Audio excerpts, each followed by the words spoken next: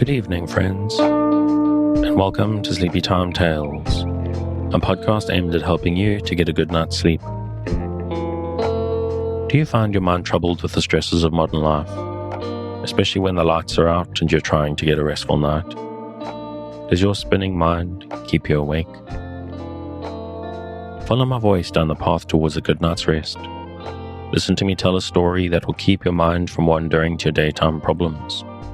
The ones you can't solve right now and will be easier to solve well rested. Listen to my voice and allow yourself to drift, following the twists and turns of the story, but slowly letting go and drifting into sleep. Let my voice wash over you at a comfortable volume and allow yourself to be distracted from the stresses and worries that play on your mind. Whether you need help falling asleep or going back to sleep in the middle of the night, you can trust me to keep you company and help you to wake up tomorrow in a rested state. You may need to try out Sleepy Time Tales for a few nights to get used to the slightly strange idea, but I believe it will be well worth your while. I'm here to work with you, to create a safe space, a cocoon in which you can curl up and allow nature to take its course. So settle down, relax, and allow yourself to get lost in my telling of tonight's story. Before we get to tonight's reading, I'd like to ask for a few minutes of your time. Sleepy Time Tales is a listener-supported podcast. I can only keep it going, paying for the services and tools I use, and justify my time thanks to the generosity of listeners like you. If you're finding Sleepy Time Tales useful, if it helps you to get a restful night and you would like to keep it going out to thousands of insomniacs just like you, and you have the means to help me to keep it going, please consider supporting it on the Patreon at patreon.com/sleepytimetales. This is monthly support that helps me keep the lights on and gets you fun bonuses. And a quick note as well, I've recently set up a 7-day free trial on the $5 level on the Patreon. So if you're curious to see what your $5 a month gets you, go take a look there, sign up, add the feed into your podcast player, and take a listen to some of the bonuses and whatnot. And of course, if monthly is a big ask, which I completely understand, you can make once-off tips to the tip jar on the website. And another way to help the podcast without having to do so financially is just spread the word. If you know someone who's struggling to sleep, get them to give it a try and see where things go from there. Now that's enough of that. We are going to get back to the girlhood letters of Elizabeth Montagu, a very important woman in 18th century English politics. Return this week to the life and times of Elizabeth Montagu by her great-grandniece, Emily J. Clemenson. And we pick up with the history of the proto-feminist in her girlhood. In October 1735, the Duchess's first child was born. Elizabeth, eventually wife of the first Marquis of Bath. Elizabeth writes to congratulate her and states she heard Dr. Mead, then the great lady's doctor, pronounced it the finest child he ever saw. Elizabeth had just returned from her first visit to Tunbridge Wells for her health, suffering much from headaches and weak eyes. At this period, the Dowager Duchess of Portland died. The letters up to this date were addressed to Her Grace, the Junior Duchess of Portland. Elizabeth writes a description of her 5 weeks at Tunbridge Wells. After comments on an unhappy marriage recently made, she says, "You know, some of our Grub Street wits compared marriage to a country dance, which scheme I extremely approved. But when I read it, I thought it should have been set to the tune of Love Forever. But they say it never did go to that tune, nor ever would. I danced twice a week all the time I was at Tunbridge, and once, extraordinary, for Lord Euston came down to see Lord Augustus Fitzroy and made a ball. Lord Euston danced with the Duchess of Norfolk, but Her Grace went home early, and then Lord Euston danced with Lady Delves. We all left off about 1 o'clock. The day after I left the Wells, I went to the races, Canterbury, which began on Monday and ended on Thursday. Monday there was an assembly, Tuesday a play, Wednesday an assembly again, and Thursday another play. And as soon as that was over, we had a ball where we had a 10-couple. I did not go to bed after our private ball till 6 o'clock, and rose again before 9. The person who was taken most notice of at Tunbridge as particular is a young gentleman your Grace may perhaps be acquainted with. I mean Lord Stanhope. He is always making mathematical scratches in his pocketbook, so that one half the people took him for a conjurer, the other half for a fool. In a letter of October the 2nd is the first mention of Mrs. Pendarvis, afterwards Mrs. Delaney. It runs, "Your pleasures are always my satisfactions. I assure you I partake at Mount Morris all the happiness you tell me you receive at Bulstrode. I am sure Mrs. Pendarvis cannot give you any pleasure in her conversation that she is not repaid in enjoying yours. I am glad you have got so agreeable a companion with you. It is a happiness you have not always enjoyed, though deserved." Mention is made of the Duchess's desire to obtain beautiful shells, and Elizabeth desired her sailor brother Robert, who had just returned from Italy and was going in his ship to the East Indies, to bring home what he can in shells and feathers of all sorts, parrots, peacocks, etc., for work the Duchess was doing. Their feather work became a rage of both the Duchess and Elizabeth, and was the precursor of the celebrated feather hangings immortalized by Cowper's verses in Elizabeth's later years. A humorous description of Lady Thanet, then the great lady of West Kent, an amusing character, and great aunt of the Duchess of Portland, is given in the same letter. Lord Thanet said when he came to Kent this summer that Lord Cowper had brought his Countess to affront all East Kent, and he had brought his Countess to affront all West Kent. She was a little discomposed one day at dinner and threw a pheasant and a couple of partridges off the table, and shoveling them up to my lord to cut up. Early in 1737, the second daughter of the Duchesses was born, Henrietta, afterwards Countess of Stamford and Warrington.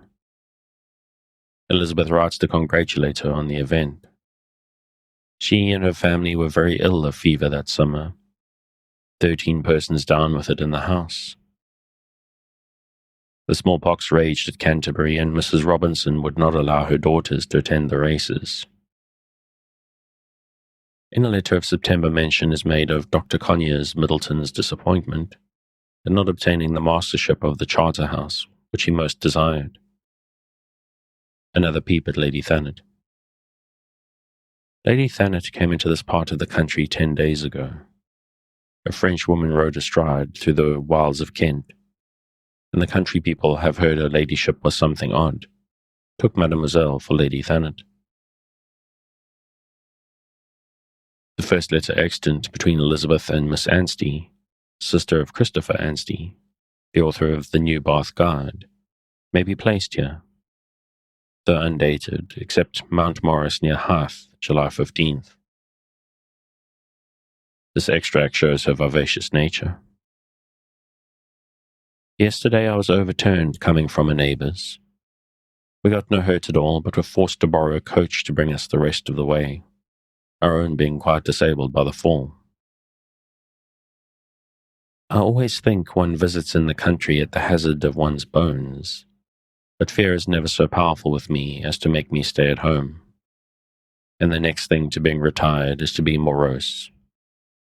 Contemplation is not made for a woman on the right side of 30. It suits prodigiously well with the gout or the rheumatism. Rest in an elbow chair are the comfort of age, but the pleasures of youth are of a more lively sort. I have in winter gone 8 miles to dance to the music of a blind fiddler, and returned at 2 in the morning, mightily pleased that I had been so well entertained. I am so fond of dancing that I cannot help fancying I was at some time bit by a tarantula, and never got well cured of it. I shall this year lose my annual dancings at Canterbury races, for my papa has made a resolution, I show you without my advice, not to go to them. In the next letter to the Duchess of October 15th, 1737. Lady Thanet made a ball at Hothfield a few days ago, to which she did our family the honour to invite them.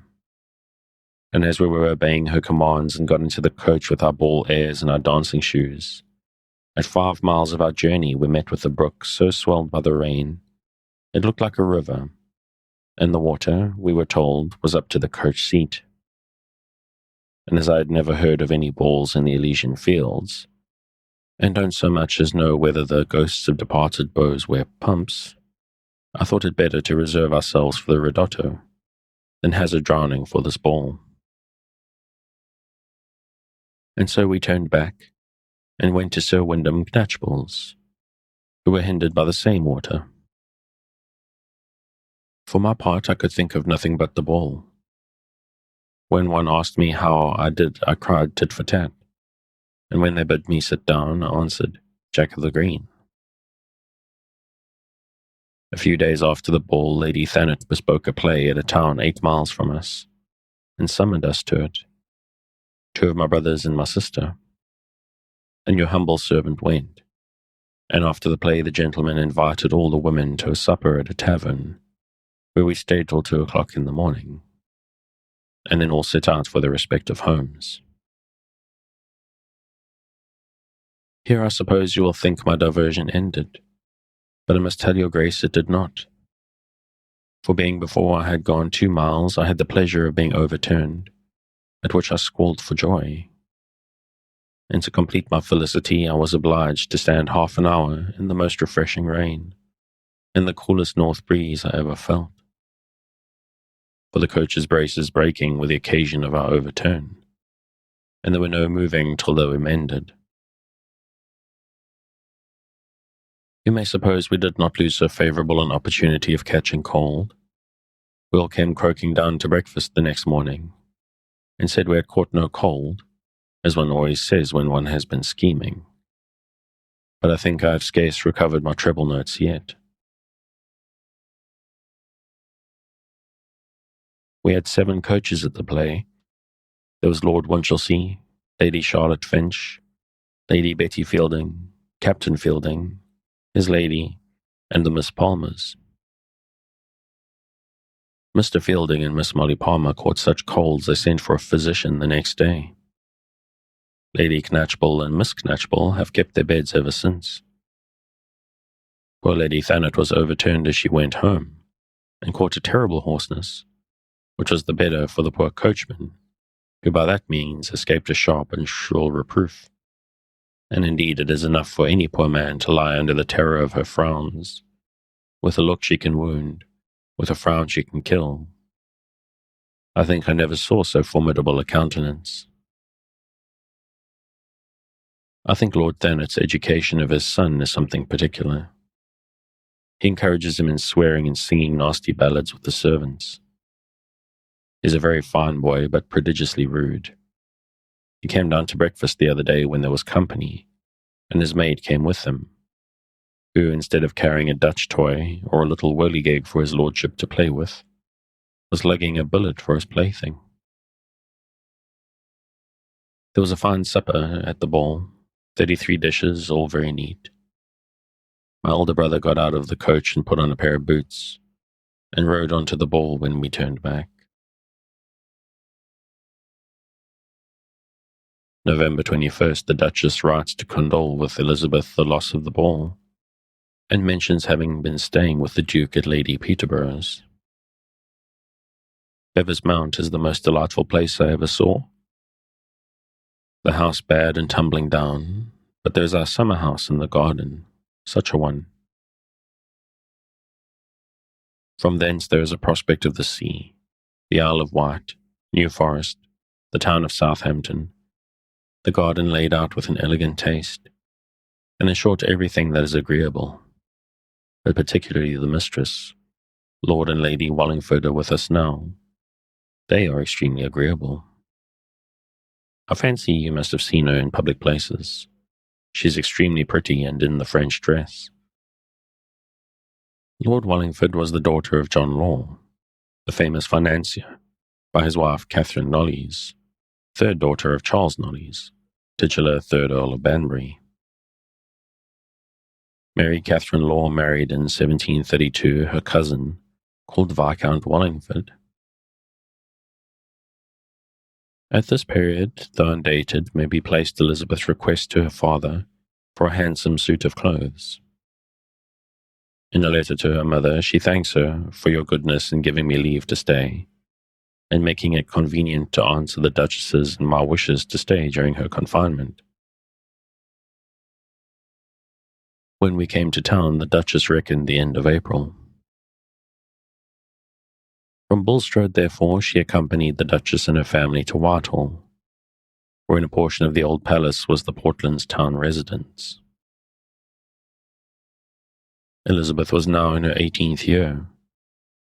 In a letter to her father, too lengthy to insert entirely, worded in the respectful way children addressed their parents then, with Sir and Madam, and concluding with your most dutiful daughter, she says, you know this year I am to be introduced by the Duchess to the best company in town. And when she lies in, am both to receive and form with all her visits as Lady Bell used to do on that occasion, with all the people of quality of both sexes that are in London, and I must be in full dress, and shall go about with her all winter. Therefore a suit of clothes will be necessary for me, the value of which I submit entirely to you. I shall never so much want a handsome suit as upon this occasion of first appearing with my Lady Duchess, but as the first consideration is to please you, I would by no means urge this beyond your pleasure, by duty or inclination. I shall always be content with what you order, and hope you will not be displeased with my requests. To this appeal her father sent her £20, and she returns thanks thus.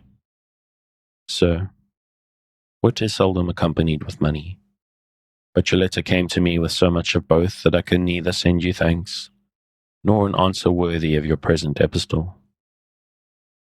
You are very good to gratify my bosom friend, vanity, which, though it does not abandon me in a plain gown, makes greater delight in seeing me in a handsome one. And it has promised me that I shall appear to advantage in my new suit of clothes, both to myself and other people. The Duchess, with her advice, will help me to make the best use of your generosity. I have been to the mercer's, but have yet not pitched upon a silk. Mr. Pope has wrote an epigraph upon himself, which is not by far the best monument of his wit. It is a trifling thing, and seems wrote for amusement. I would send it you if I could, but I have not got a copy of it. As soon as I have, I will convey it to Mount Morris, where I imagine you may want amusements, and our roads are not smooth enough for Pegasus. This epitaph is probably the one commencing, under this marble, or under this sill, or under this turf, or in what they will. At the end of the letter she says of her sailor brother, now Robert is secure of his commission. His life is something hazardous, but he holds danger in contempt. The golden fruit of gain is always guarded by some dragon which courage or vigilance must conquer. He had just been made captain of the Bedford, a ship in the merchant service. Evidently, Mrs. Robinson wrote a letter of advice as to the important choice of clothes. The answer runs, Madam, I have obeyed your commands as to my clothes, and have bought a very handsome ducap within the £20. Little accident which happened to the silk and the loam made it a great deal cheaper, and I believe will not be at all the worse when made up. The colour in some places is a little damaged, but that will cut for the tail, and the rest is perfectly good.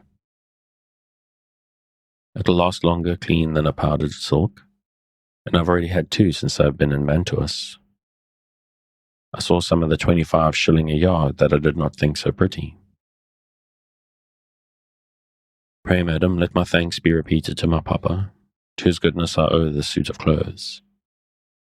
Pray send me by Tom the figured dimity that was left of my upper coat, for it is too narrow and too short for my present hoop, which is of the first magnitude.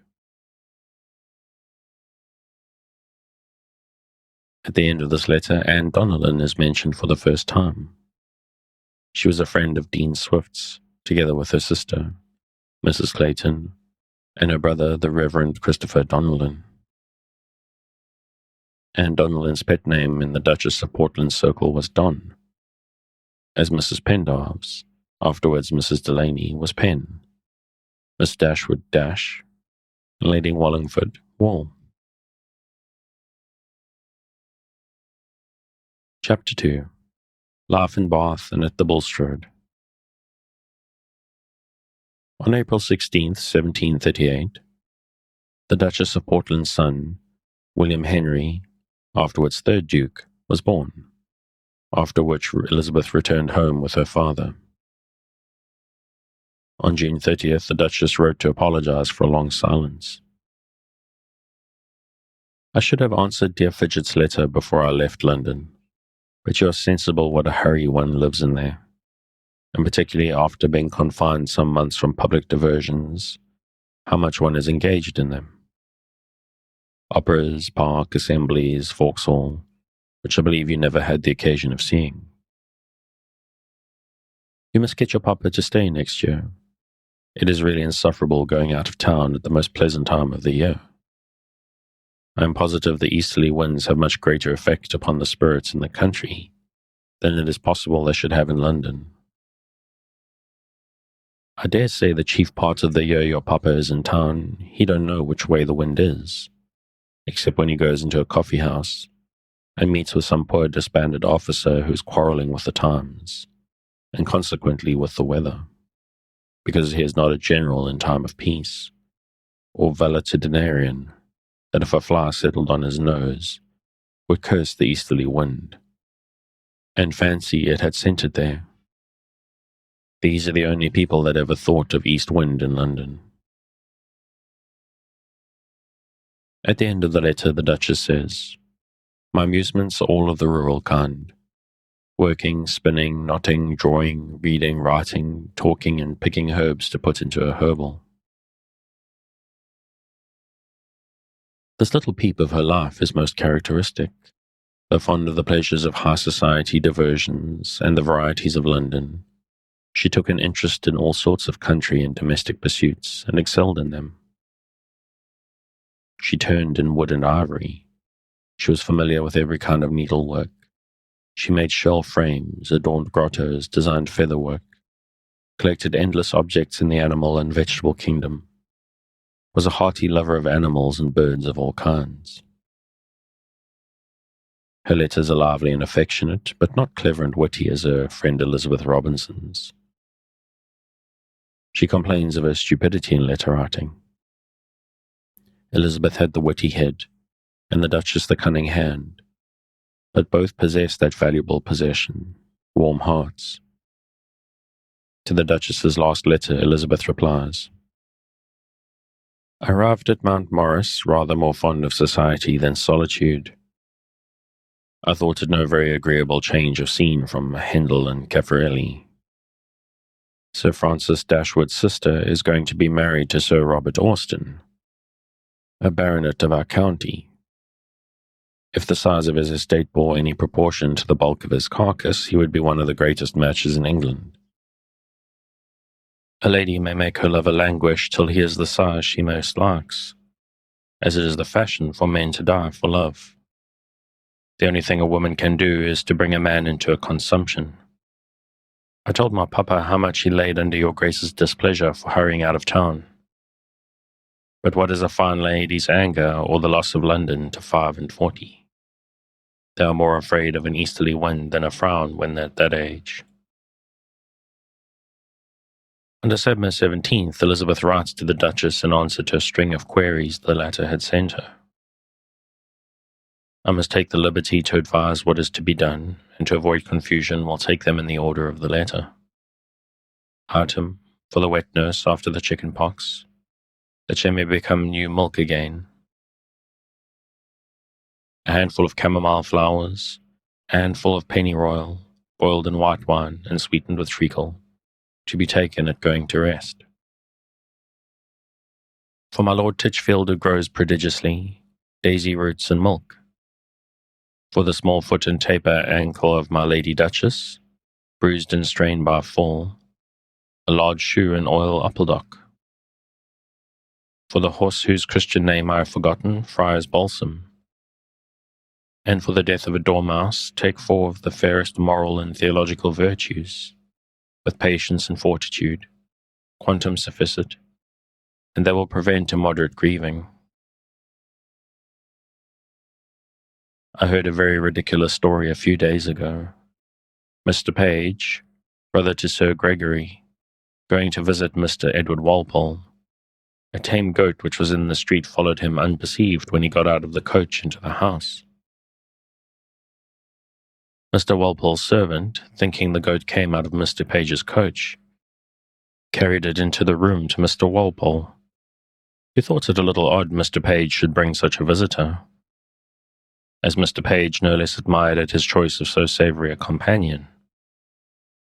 But civility, a great disguiser of sentiments, prevented their declaring their opinions, and the goat, no respecter of persons or furniture, began to rub himself against the frame of a chair which was carved and gilt.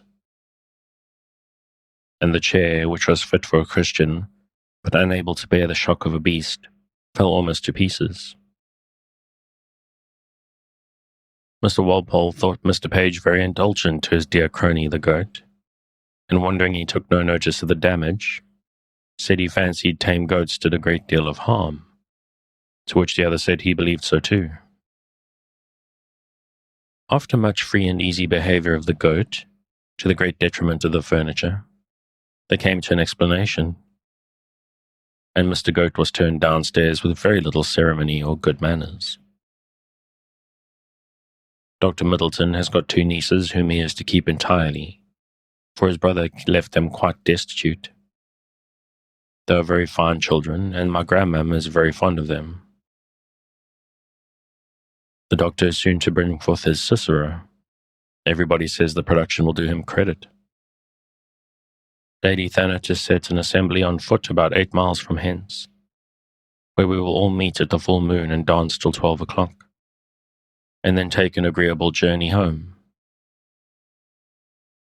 Our assembly in full glory has 10 coaches at it, and Lady Thanet, to make up a number, is pleased in her humility to call in all the parsons, apprentices, tradesmen, apothecaries, and farmers, milliners, mantua makers, haberdashers of small wares, and chambermaids. It is the oddest mixture you can imagine. Here sails a reverend person, there skips an airy apprentice, here jumps a farmer, and then everyone has an eye to their trade. The milliner pulls you by the hand till she tears your glove. The mantua maker treads upon your petticoat until she unrips the seams. The shoemaker makes you foot it till you wear out your shoes. The mercer dirties your gown, and the apothecary opens the window behind you to make you sick. Most of our neighbours will be in town by the next moon, so we shall have no more balls this winter. In town the ladies talk of their stars, but here, if weak women go astray, the moon is more in fault than they. Will-o'-wisp never led the bewildered traveller over hedge or ditch as a moon does us country folks. A squeaking fiddle is an occasion, and a moonlit night an opportunity to go 10 miles in bad roads at any time. I must tell your grace that my papa forgets 20 years and 9 children, and dances as nimbly as any of the quorum, but is now and then mortified by hearing the ladies cry, "Old Mr. Robinson, haysides and turn your daughter." Other ladies who have a mind to appear young say, "Well, there is my poor grandpapa. He should no more dance so." Then comes an old bachelor of 50 and shakes him by the hand and cries, "Why you dance like us young fellows?" Another, more judicious than the rest, says by way of compliment, "Would you think you had 6 fine children taller than yourself?" I protest if I did not know you, I should take you to be young.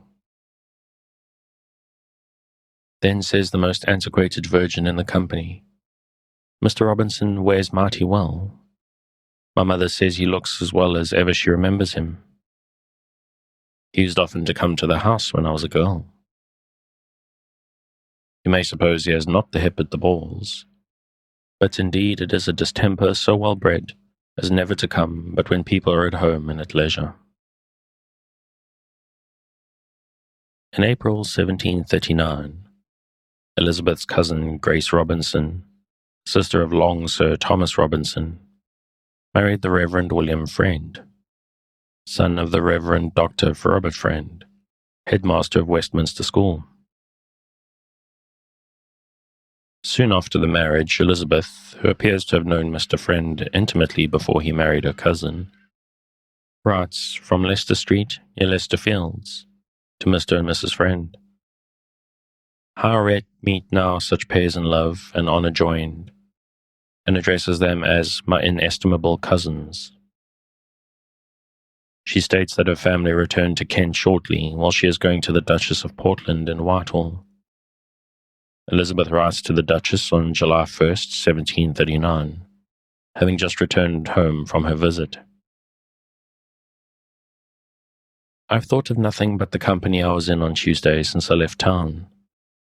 The worshipful Justice, with a new leathern belt, scarlet waistcoat and plush breeches, has been endeavouring this whole afternoon to put you out of my head. I've been forced to hear the most elegant encomiums upon the country, and the most barbarous censures upon the town.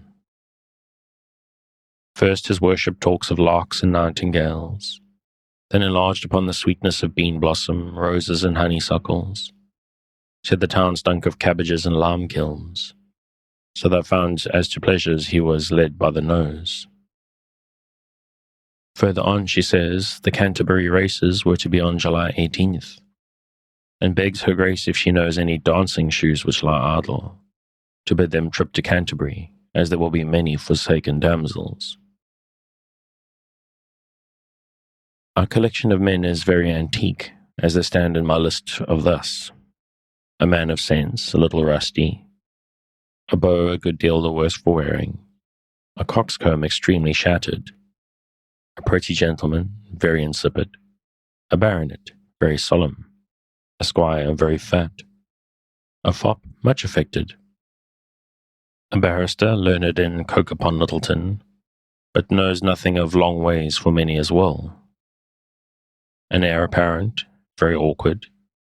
Which of these will cast a favourable eye upon me, I don't know." She was destined not to go after all, for as she writes, "Madam, the great art of life is to turn our misfortunes to our advantage, and to make even disappointments instrumental to our pleasures. To follow which rule I have taken the day which I should have gone to the races to write to your Grace. About 10 days ago, my papa took a hypochondriacal resolution not to go to the races. For the vapours and love are two things that seek solitude. But for me, who have neither in my constitution, a crowd is not disagreeable, and I always find myself prompted by natural benevolence and love of society to go where 2 or 3 are gathered together. The theory of dancing is extremely odd, though the practice is agreeable. Who could, by force of reasoning, find out the satisfaction of casting off right hand and left, and the haze? We often laugh at a kitten turning round in pursuit of its tail, when the creature is really turning single. I shall have an account of the races from my brother Robinson, who is there. As for the barrister, he came down to the sessions, and when he had sold all his law, packed up his saleable eloquence and carried it back to Lincoln's Inn, there to be left till called for. Would you think a person so near akin to me as a brother could run away from a ball? I hear some Canterbury girls who could aspire no higher than a younger brother are very angry, and say they will never put their cause into his hands, as he seems so little willing to defend it. Next year we must certainly go to the races for the good of the county, and dance out the spirit of patriotism.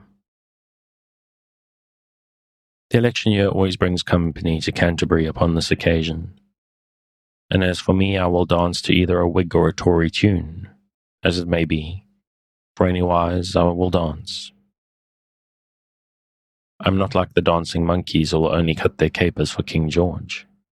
I'll dance for any man or monarch in Christendom, nay, were it even a Mohammedan or idolatrous king. I should not make much scruple upon it. I had the misfortune to be overturned the other day coming from Sir Wyndham Knatchbull's. The occasion of it was one of our wheels coming off. I assure you I but just avoided the indecency of being topsy-turvy. My head was so much lower than its usual situation as put my ideas much out of place, and I think my head had been in perfect litter ever since. I shall begin to think from my frequent overturns a bone setter a necessary part of equipage for country visiting. I am sure those who visit much love their neighbours better than themselves. Perhaps you will be as apt to suspect me as anybody of that extreme of charity, but I am so tender of myself, there are a few I would hazard even a gristle or a sinew, but civility is a debt that must be paid. I hope in all my accidents I shall preserve a finger and thumb to write myself, Your Grace's most obedient and obliged humble servant, E. Robinson. My humble service to the Duke. The Duchess was now expecting her confinement, and Lady Wallingford, who was staying with her, corresponded with Elizabeth in French. Owing to the residence of her father in France, as superintendent of finances, she was more French than English. Her letters are well written and expressed, though the spelling is peculiar. At a later date she writes to Elizabeth in broken English, and she scolds her for making her correspond in English instead of French. Horace Walpole, in a letter to the Earl of Buchan, states that Lady Wallingford was the image of her father, and that her mother, Lady Catherine Law, lived during her husband's power in France in great state. On July 26, 1739, another daughter, Lady Margaret, was born to the Duchess. Dr. Sandys was as usual the accoucheur, but it makes one horrified in these days to think Dr. Sandys bled the Duchess for a feverish cold on the Monday and Thursday after her child was born. Truly, under this Sangrado treatment, it was the survival of the fittest. The Duke now wrote a bulletin of his wife to Elizabeth. Madam, though I have not been overturned, you would imagine by the scrawl you receive that both my thumb and forefinger have been dislocated. I own I can't agree with you in it, for I flatter myself I have the use of them. But if it please you, I'll agree with you that if they never were enjoined, for which reason I am not so sensible of your loss of jointed fingers, as you might be had yours been broke by the overturn of your coach, which accident I hope may never happen to you. The Duchess is well as can be expected, though a little weak, and is extremely obliged to you for your letter, and also begged I would not hint that, though she can't write letters, she can read them. I need not explain my meaning to you. She desires her kind service to Fidget, and would be glad if you'd make her compliments acceptable to your mamma, etc. I am with utmost respect, madam, your most obedient, humble servant, Portland. The Duke's writing is very characteristic, but certainly rather disjointed looking, and his eye is always written as long J's. Elizabeth had just had another coach adventure. The coachman who drove her father and mother and her brother Matthew home after dining at the neighbour's was drunk, which they did not perceive until he lashed the 4 horses into a furious gallop. In vain Mr. Robinson called to him and swore at him. Matthew and Mrs. Robinson entreated. He persisted in lashing the horses till he fell off the box and 2 wheels ran over him. But as Elizabeth states, being preserved in beer took very little harm. Both footmen were drunk, so took very little care about us. And on that slightly amusing if shocking note, I'm going to call it a night. As always, if you'd like to pick up where I'm leaving off, you can, as always, find the original on Project Gutenberg at the link in the show notes. Thanks again for joining me on this episode of Sleepy Time Tales, a podcast designed around a bedtime story to help you to get a restful night. New episodes will be released every Sunday night to give you something fresh to help you rest in a new week. But make sure to follow or subscribe in whatever service you use so that you get your new episodes whenever they come out.